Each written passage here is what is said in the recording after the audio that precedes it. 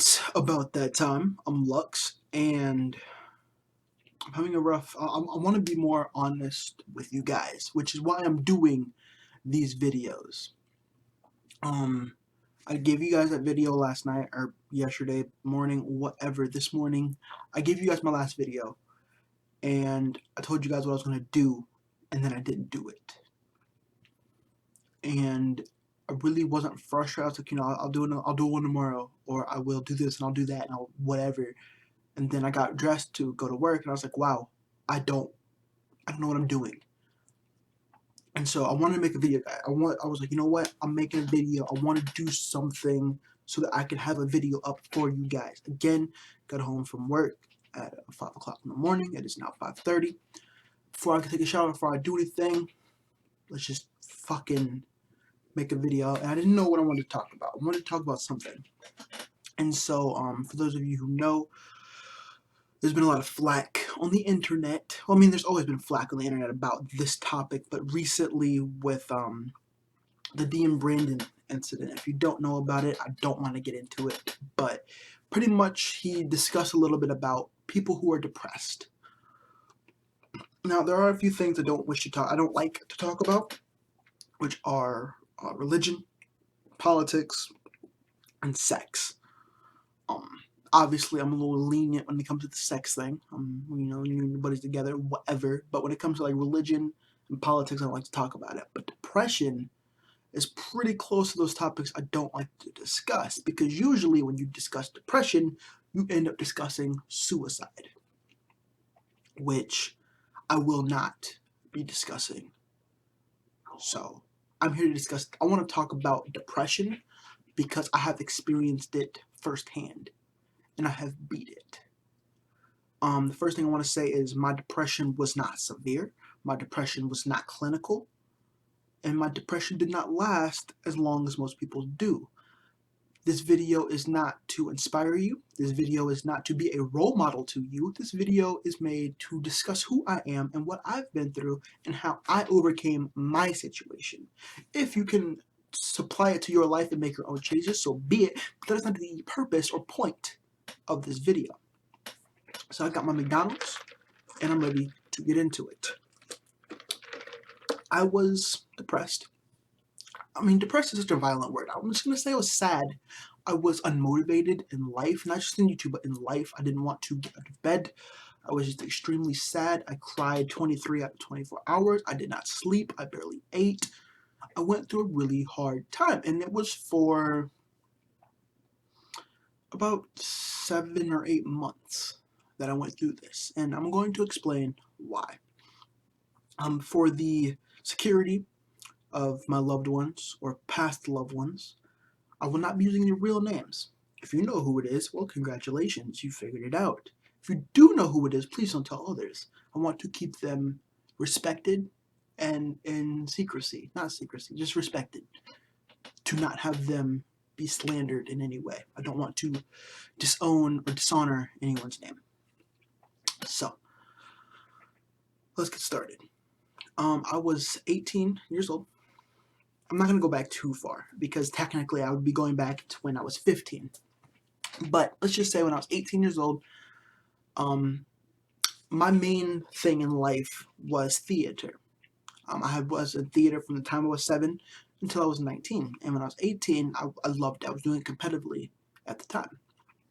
And so I live in Orlando, Florida, and we went out to Atlanta to participate in the a competition. And so it was about 3 or 4 day competition. So I was tired. I mean, 3 or 4 days of straight working hard, working your ass off. And at the time, I had auditioned for a music video in New York. And that's what we're going to discuss first. I am a good dancer. I would say on a scale of 1 to 10, I'm a solid 8. I was good at what I did. I was dancing since I was 5 in a professional setting, not just in my living room, in a professional setting. And so I was like, I got this, I was with a really good group. I was with a few of my friends from the same theater that I was in. And so when we did the audition, I gave them my email. And at the time, I didn't have my current email. I had my email, which was I had two emails, which was Penguin Prince, and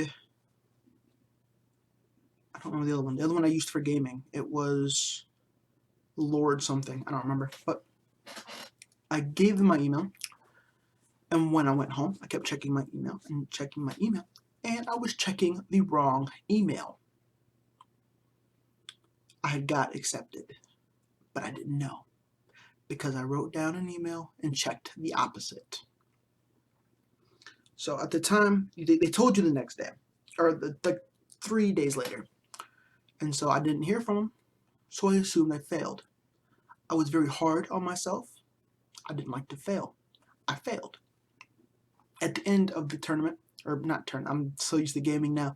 At the end of the competition, they announced the winners for Best Male Supporting Lead. I had done Aladdin, and I was the genie, so obviously male supporting lead. And I didn't win. And when I found out who won, I mean, don't get me wrong, you're happy for everyone who wins, but I felt my performance was better. And many of the people, not even in my own group, but outside of the group, would come to me afterward and say, he didn't deserve it, you did. And that was hard when something 1,000 people are saying you should have won and you didn't because those 3 judges said that they did something better. So there was 2 failures in like a few days. I didn't like to fail. I rarely failed. I'll do a trophy walkthrough sometime of all of my theater trophies and things. I did not fail. I didn't like to lose in that. And I failed twice. So then, after that, we're in Atlanta. You know, we're trying to have fun toward the end. It's over. Let's just hang out in Atlanta. It's a city I had never been to. And then I get a call. I get a call from my grandmother, whom I'm living with, and she says, our house flooded. It was 4.5 feet of water throughout the entire house. And the first thing I think is we can't live there anymore. I've lived in that house since I was 2 years old, and it's gone. I know that floods do damage. I know floods ruin homes. I know many people who I know personally who had floods in their homes and had to move. I'm freaking out. What's been destroyed? What's gone? We have to move. I don't want to move. We have to move. We have to find a house. Where are we going to stay until then? I'm going through all these emotions and these things, trying to figure out what I'm going to do. So now I've got the stress of losing, and the stress of losing, and now the stress of maybe losing my house. So we come back, and when we get back, they've already, the insurance adjuster already came. They've already taken care of things, and then the renovators had come in. And luckily, we were able to salvage the house. Now, obviously, a few of our belongings were destroyed. I feel like it was, I'm not going to say worth it, but it was something we could deal with. It's better than losing the entire house. And so 4.5 feet of water, they had to take out the walls, they had to take out the carpets up to that point and redo everything. And which, at that time, the house was unlivable. So I lived in a hotel. Don't get me wrong, it was a nice hotel. It was the Courtyard Marriott, but I had to live in a hotel. So recapping again, failure, fear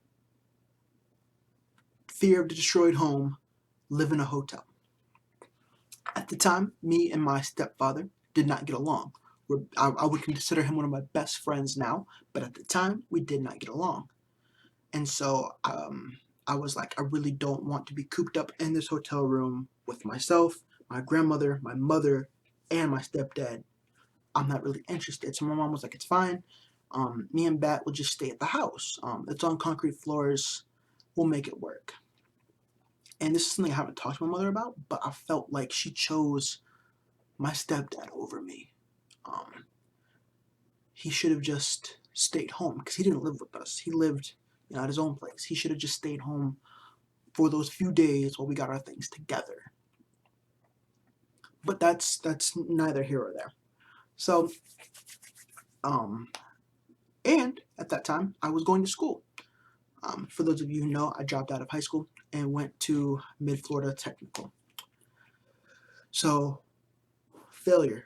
failure, fear of losing home, cooped up in a hotel, still trying to go to school, in which at the time I was going to school away on Oak Ridge, which is pretty far away from the hotel. So it's taking me like 45 minutes just to go to school and then come back, doing homework in a hotel room with other people there. It was insane. It was stressful emotionally. And then my girlfriend calls me.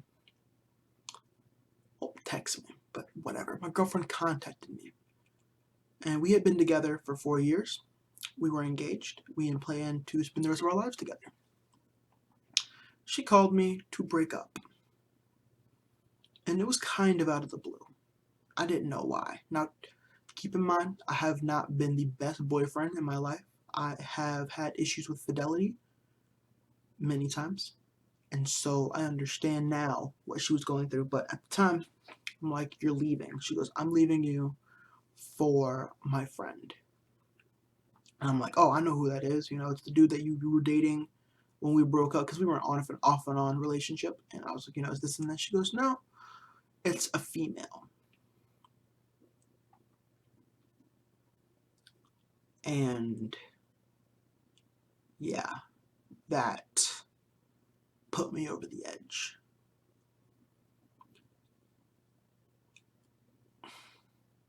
That hurt. And it's not that, oh, you know, I'm mad because she left me for a girl. She left, I felt like I was such, because she had bad boyfriends before me. I was not her first boyfriend. I was such a bad guy that had ran her off of men in general. Later to find out that she had had some experiences in her younger years before I met her. But at the time, I felt like it was my fault. I let her off of a species that is great. I was the bad portion of it. So then I lost it. I broke down. And I didn't do anything. I left. That ended up being my last show for theater ever. Like, I still haven't gone back. It kind of, like, that whole just time of my life destroyed me. And that's all in the same week. In a week, I had to deal with all of that, all of the sudden. And I didn't know what to do. I just cried, and I was sad, and I just hated everything and everyone, and I was just unhappy, and I didn't know how to get out of it. I talked to my school counselor in mid-Florida, and she was absolutely fucking useless, and I tried to get her fired after I got better, because she did nothing. All she told me is, it will pass. It's a time in your life. You can get through it. But she didn't tell me how. How do I get through it? So, that was hard. And I didn't know how to deal with it. So, at the time, I did play video games, but I was not an entrepreneur at the time.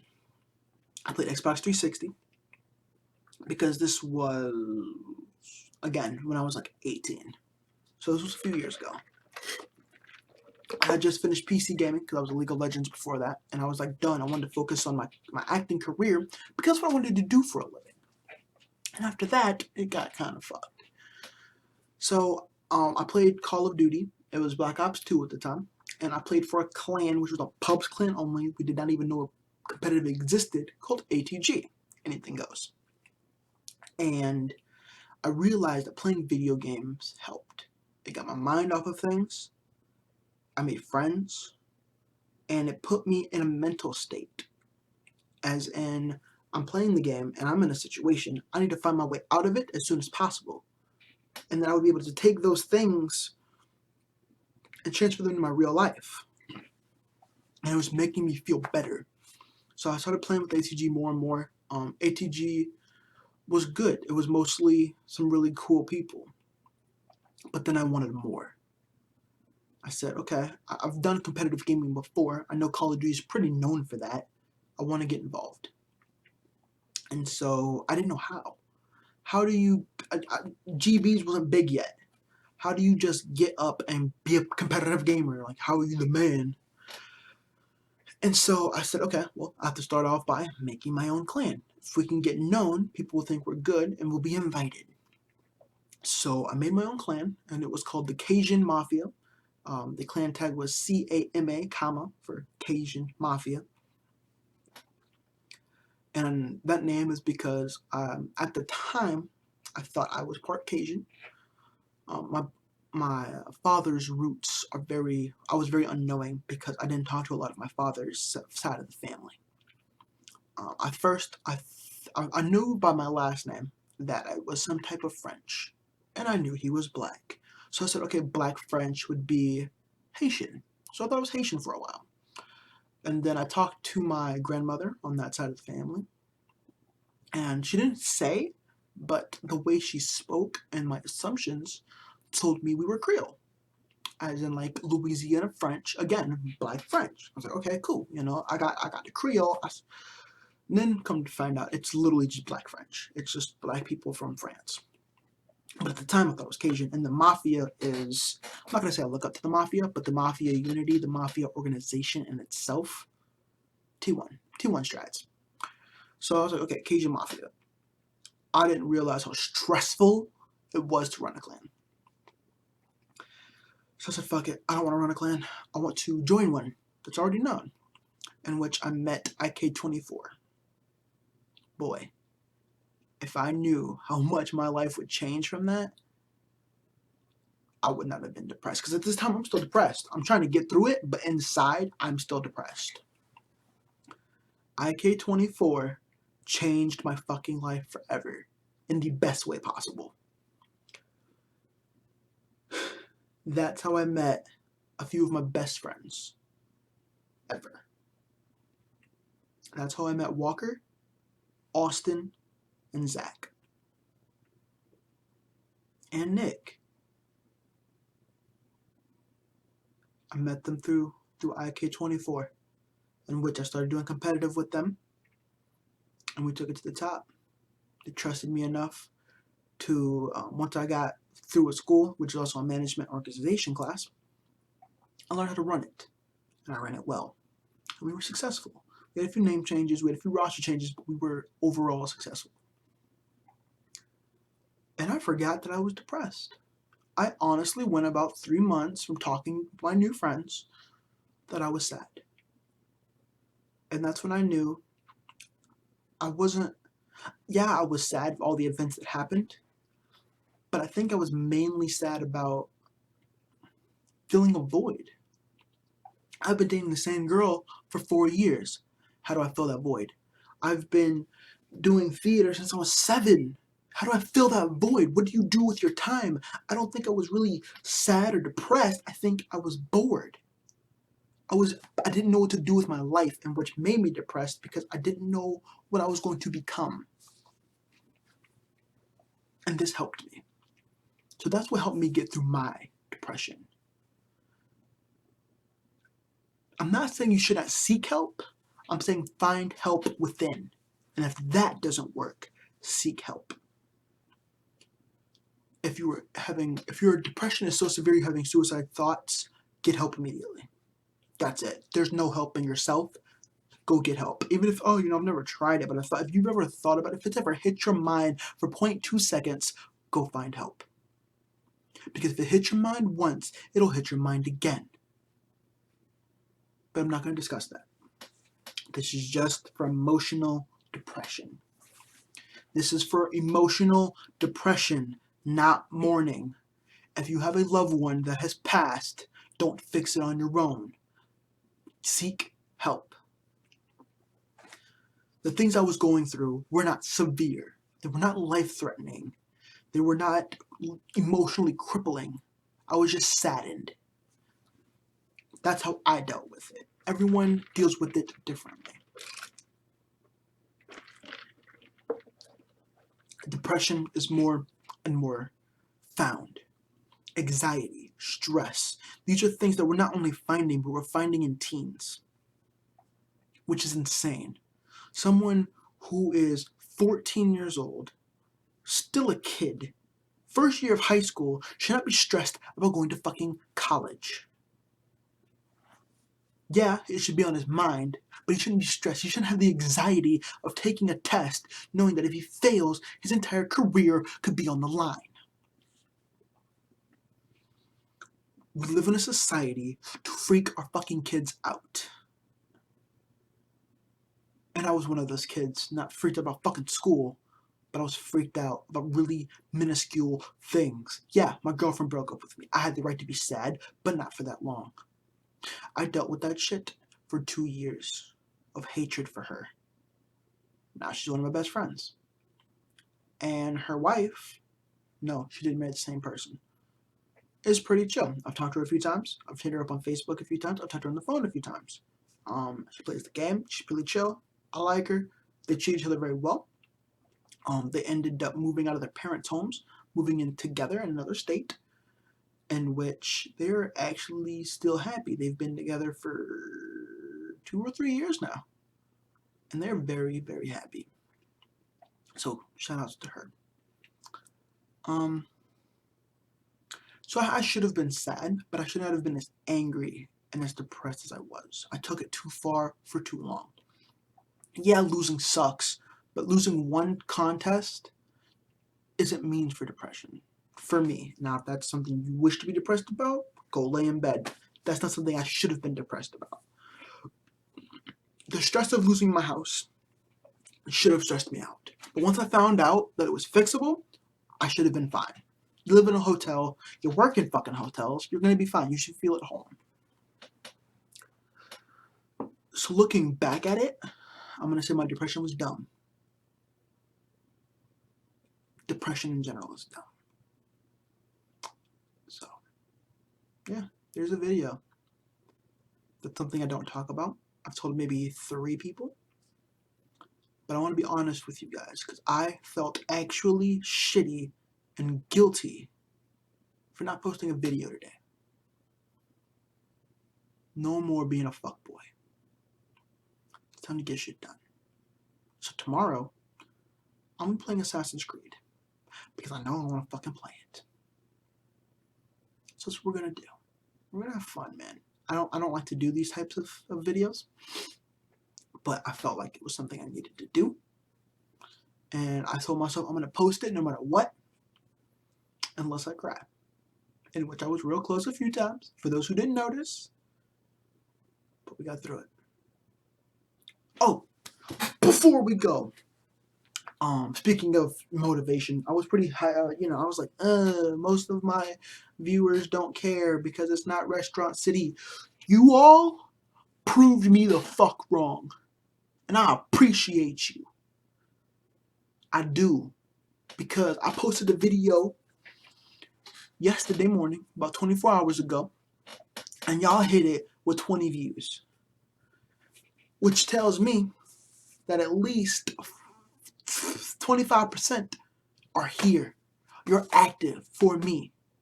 25% of you are still here. And that means the world to me. You guys have let me know and given me faith again to give you guys what you deserve. If you back me up and you show me the support, who am I to deny you what you're looking for? So I appreciate everybody. Now I know, it averaged about 4 minutes and I get it. Some people don't care about the content. I get that. I rarely watch people sit there and rant about things, but the fact that you clicked it tells me you're there. The fact that it said vlog and you were still interested lets me know that you might give a damn. And if you give a damn, I sure as hell should. And I'm going to start. So I'm going to go take a shower. I'm going to go to bed. And I'm going to wake up and I'm going to be the new Lux, man. Not really. I'm not changing my personality. I'm just changing my schedule habits. And plus, I'm off for work for the next 2 days. So, what do I got to lose? I love you guys. Thank you.